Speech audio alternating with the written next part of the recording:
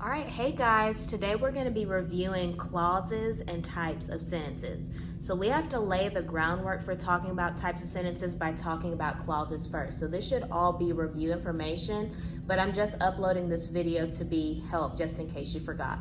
So as we've talked about before in the past, a clause is a group of words that contains a subject and a verb.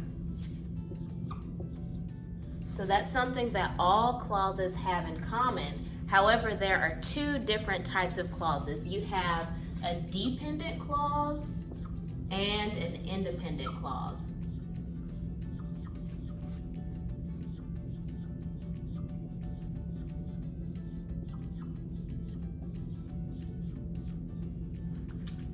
So if you just look at the words, you can kind of tell what they mean. Dependent means that it cannot stand by itself. Independent meaning it can stand alone.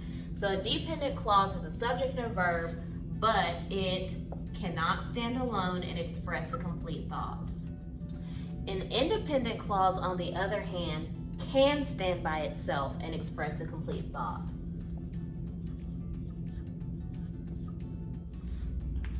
So I'm going to let you guys look at that.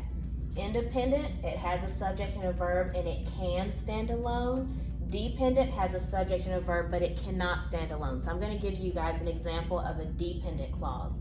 An example of a dependent clause would be, since my ice cream fell. So I'm going to write that down. So if I came up to you and I just said randomly, since my ice cream fell, and walked away, you would be confused because you would be thinking, since my ice cream fell, what? Did you cry?